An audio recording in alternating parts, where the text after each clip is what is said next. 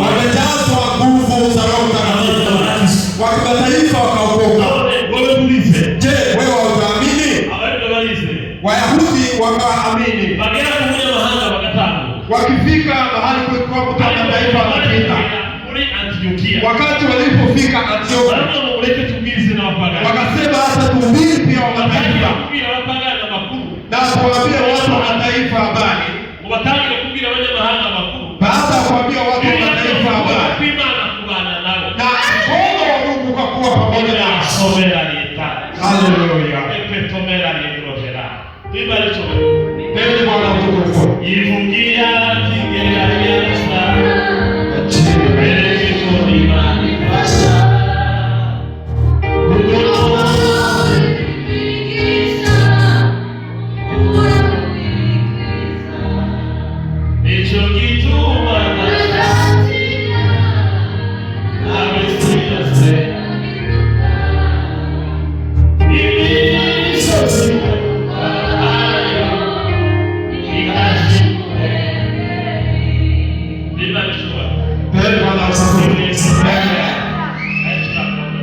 Cheza kibali kidogo. Ifungia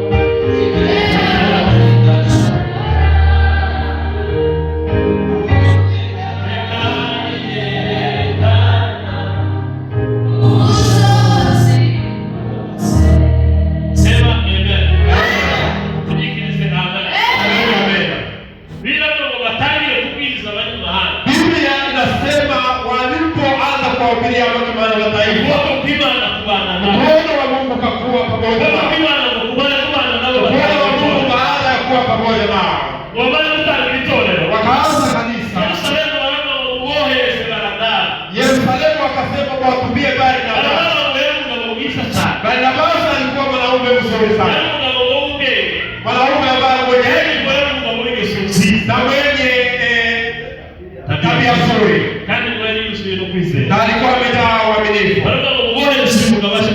Wamesema mtumbeni mwanaume mwenye kwa yeye.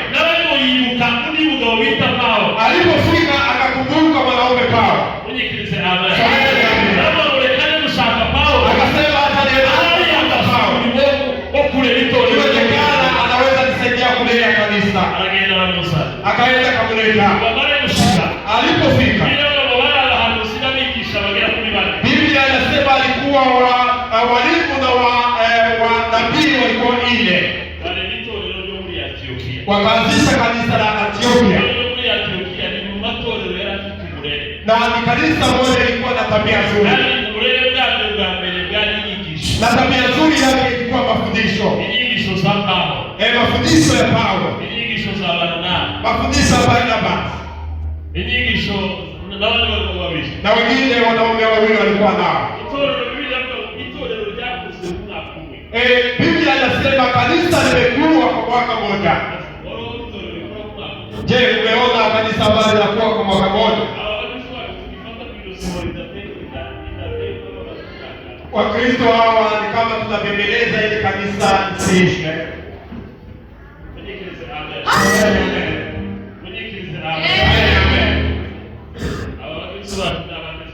Wakristo wetu wa siku hizi ni kama wana utoto fulani.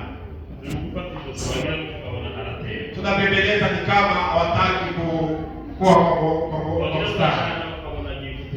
Ni kama hawataki kuingia kabisa kwa kazi.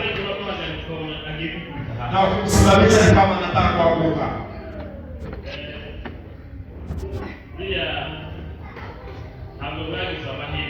Hakukuwa na bahati. Mkristo ambaye amemaliza watu akiwa kwa kanisa lazima awe amefika kiwango ya kufanya kazi ya Mungu. Watoto wetu ambao tunabatiza, mama yake amekuja kumsikiliza mtoto wake.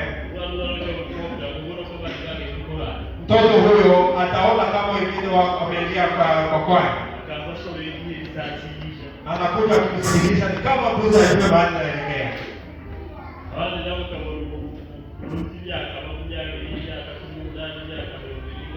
Na wengine unaona wakiwa na hiyo miaka ni kama mtoto katika kanisa. Mambo ya kanisa hayakuhusu. Ako katika kwaya lakini hajui. Kutoa hajui. Kuomba hajui. Anakuja akiwa amevaa uchi katika kanisa. Paulo na Timotheo walikuwa wamelea kanisa.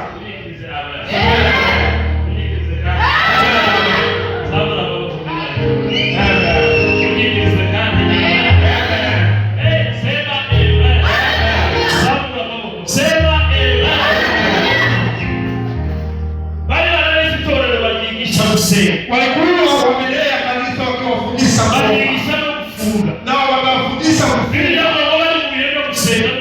wakiwa katika nyakati za kuomba na Mungu amewaletea Barnabas na Sauli wakakuja katika kazi ambayo wameifanya. Walikuwa katika nyakati za kufunga.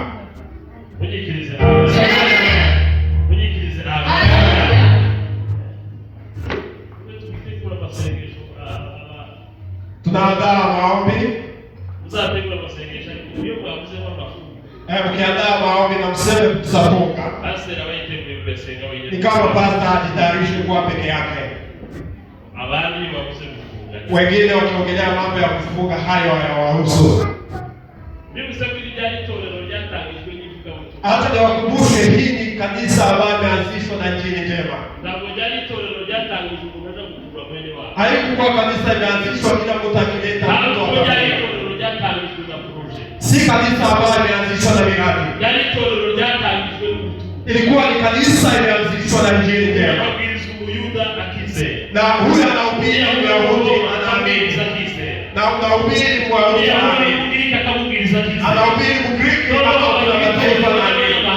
Wakaanza kanisa la kila mataifa ambayo imetokana na nguvu za Injili Njema. Je, unasikia? Hapana kanisa la kazi. Kanisa ambayo imeanzishwa kwa nguvu za Injili Njema. Kanisa ambalo ni la kimataifa. Na wamefundisha kanisa kwa kuomba. Ndio kanisa imeanzishwa kuwatuma missionaries kwa mwaka mmoja. Rogai kama umekaa miaka 20. Na unashindwa kutoa 10,000 za kimisionari. Na umekaa hapa Rogai zaidi ya miaka 10 nafikiri. 13. Zaidi ya miaka 13. Tangu wakati wa Kinabicho. Yes. Nasikia miaka hiyo yote ni kama hamuna faida yoyote kwa Mungu.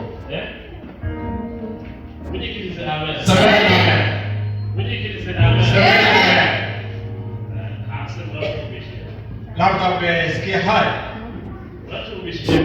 Mmesikia haya milele.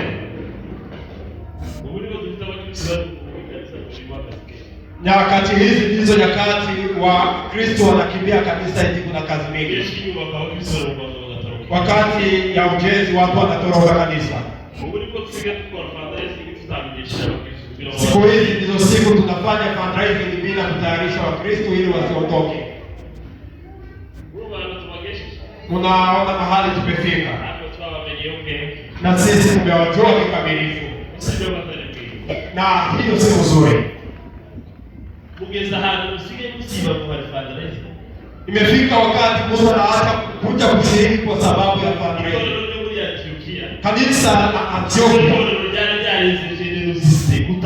ndio kanisa ilikuwa imefundishwa mambo ya kutoa. Mungu awabariki sana. Nataka kukamilisha hapo.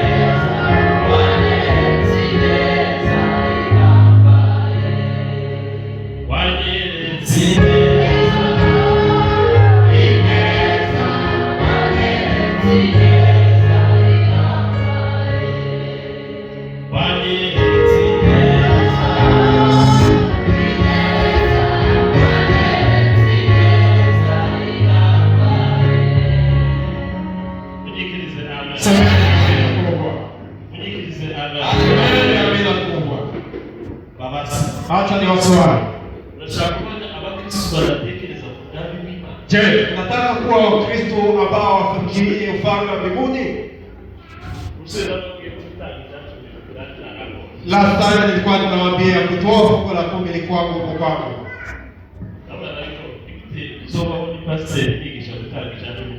Nikajiswali, je, nitakuwa mchungaji nikihubiria kutoa fungu la 10 mimi sitoi? Natoa mwezi mmoja, mwezi wa pili nakuwa ngumu kwangu. Baadaye nikasema acha nitoe 20%. Na nikaweza. Baadaye nikafikia, je, ni aje Mungu atatupea chakula? Na nashindwa kufikiria kuhusu pesa za kuendeleza injili.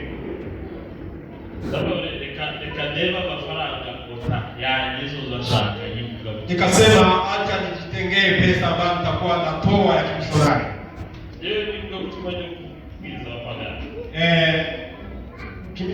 Mishonari ya kuhubiria wale ni kina mataifa wameokoka. Natumia zaidi ya 10,000 kila mwezi. Wakati sina hizo pesa, na natafuta ama nakopa pesa hiyo kwa marafiki.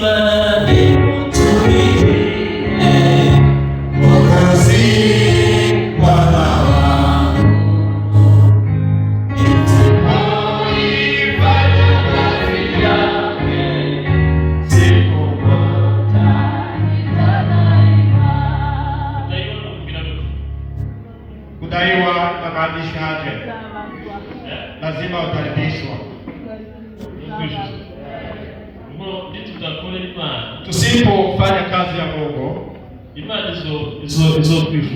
Mungu atatudai.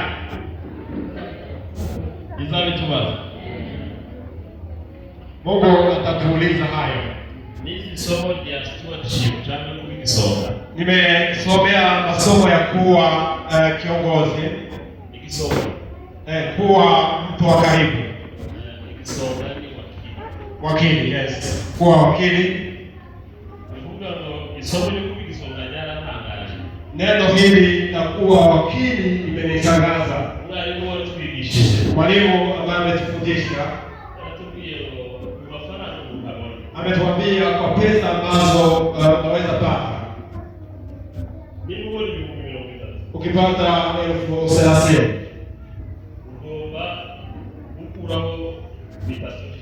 unatoa 3,000 ya fungu la 10. Neno la pili, na unatoa 3,000 nyingine ya savings. Neno la tatu, na ukitumia zaidi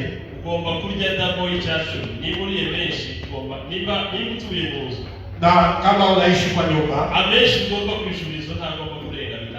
pesa mingi ambazo unalipa nyumba haiwezi zidi 6,000. Pesa ya matumizi ya chakula na haifai kuzidi double ya fungu la 10. Nafaa utafute ingine natoshana na ile ya fungu la 10 ambayo utasaidia wale maskini ama kazi ya kuwa na fungu la 10 ni ya kutoa katika kanisa. Na na unatenga ingine, nikipatana na mjane nitamsaidia, nikipatana na maskini nitamsaidia, nikipatana na yatima nitamsaidia,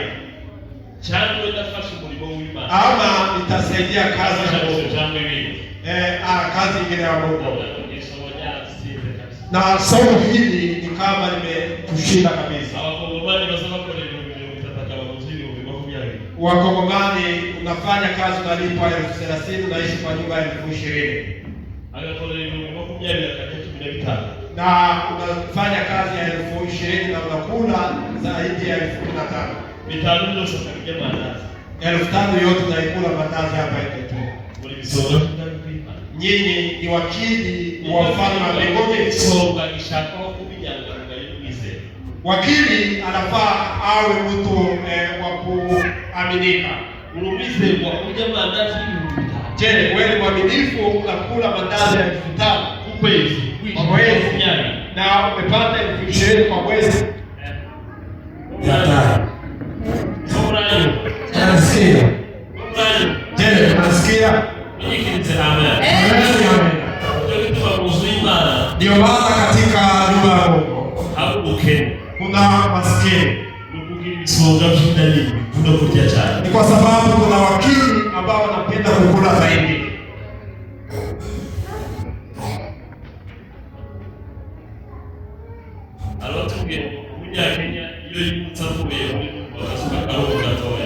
Wametuambia watu wa huku akihama kwa nyumba ndogo kama huku ambayo wanaishi,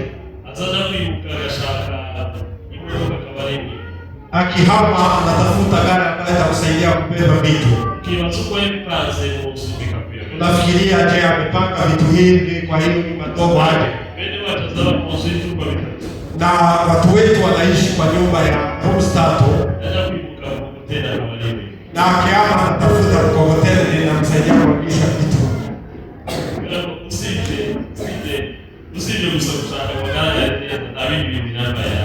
Kwa kweli ila tu kuvaa kuna kitu kingine zaidi yako nayo. Na najua ni hapo tunatumia vibaya tajiri wetu, tunakosa ile ya kufanyia Mungu kazi. Si hayo nilikuwa nataka kuongea ni